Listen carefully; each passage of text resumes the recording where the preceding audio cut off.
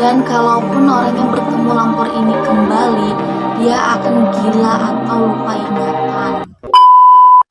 Hai lur, assalamualaikum warahmatullahi wabarakatuh. Kembali lagi bersama Mila. Jadi video kali ini Mila akan menceritakan sebuah kisah yang sangat melegendaris di Jawa, yaitu hantu lampor.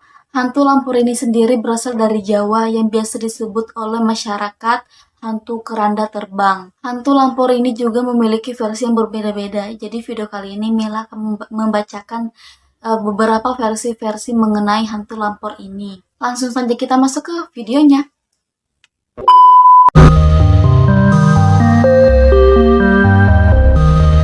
Hantu lampor adalah salah satu kisah mitos yang berasal dari Jawa. Versi pertama menyebutkan hantu lampor digambarkan sebagai penampakan keranda terbang. Penampakan keranda terbang ini biasanya dilihat pada malam hari. Konon katanya ada makhluk tak kasat mata yang membawa keranda itu, yang lalu lalang pada malam hari di sebuah lokasi.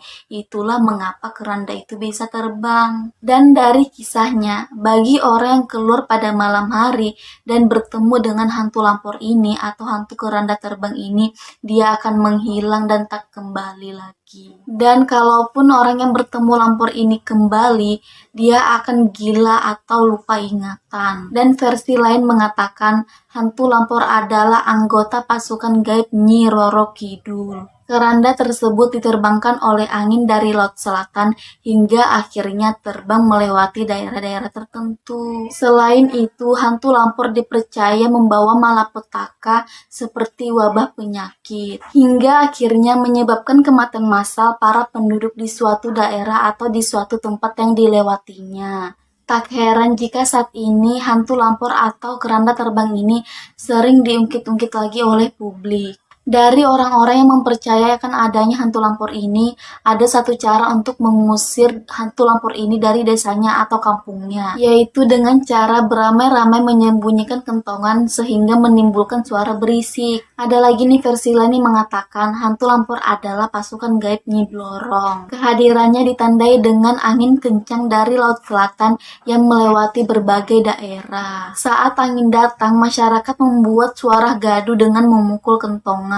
Tujuannya agar hantu lampor tidak mampir ke kawasan itu dan menghindari wabah penyakit hingga mengakibatkan kematian. Konon katanya wabah penyakit yang dibawa hantu lampor ini dalam bentuk kemarahan Nyi Blorong yang kehilangan selendangnya. Orang tua di Jawa sering mengingatkan anaknya yang berteriak dengan mengatakan, "Suaramu nyaring sekali, kayak lampor." Katanya ini adalah sejarahnya. Lampor datang dengan suara yang berisik. Anak-anak yang sering bermain sampai habis maghrib biasanya ditakut-takuti oleh orang tuanya bahwa dia akan dibawa oleh hantu lampor ke alam gaibnya. Alasannya agar anak-anak itu tidak bermain sampai habis maghrib dan dibiasakan untuk pulang lebih awal. Ini ada versi lain lagi yang mengatakan orang-orang Jawa zaman dahulu tentu tidak asing lagi dengan sebutan lampor ini. Menurut orang-orang Jawa pada zaman dahulu, lampor adalah salah satu jenis setan yang bisa membawa maut. Mengenai wujud lampor sendiri, masyarakat memiliki kepercayaan yang berbeda-beda. Beberapa masyarakat menyebutkan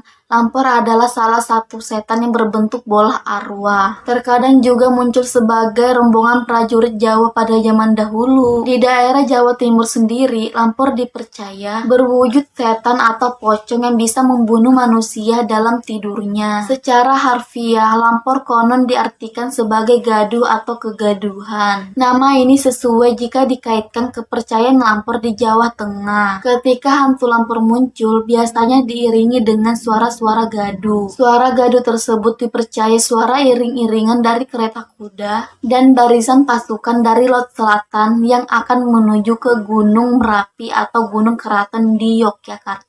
Berdasarkan kepercayaan masyarakat di Jawa Timur, hantu lampor muncul bersamaan dengan wabah penyakit yang sering kali terjadi di bulan Sapar. Mereka mempercayai lampor akan membunuh orang di dalam tidurnya. Mereka yang didatangi lampor pada malam hari akan langsung dicekik dan dibawa menggunakan keranda, dan seketika orang itu akan mati. Namun, hantu lampor juga memiliki kelemahan.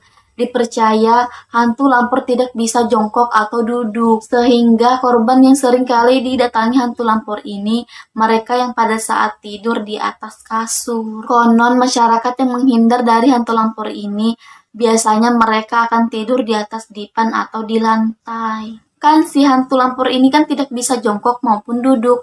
Jadi kalau misalnya kita tidur di atas lantai, jelas dong si hantu lampor ini tidak bisa membunuh kita.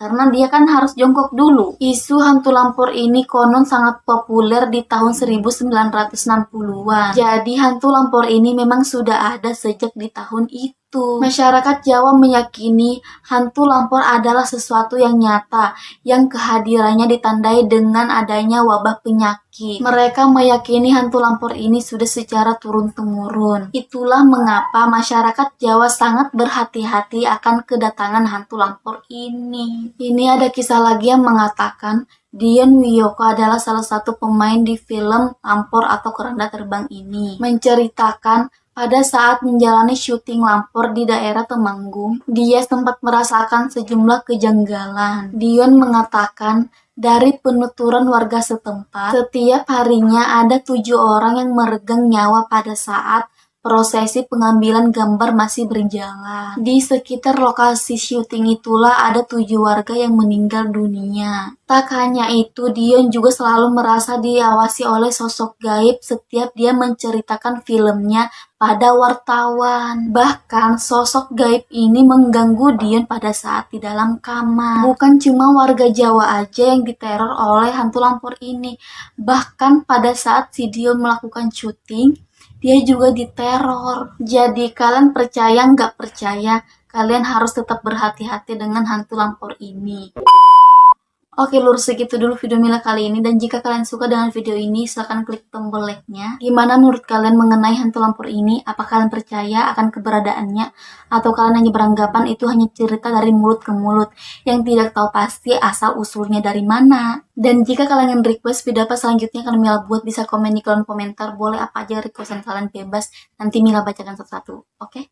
Dan jangan lupa like, comment, share, and subscribe channel ini agar channel bisa berkembang dan Mila bisa menyajikan video yang lebih bagus lagi, yang lebih baik lagi, dan Mila bisa tambah semangat lagi buat videonya untuk kalian semua yang kalian suka.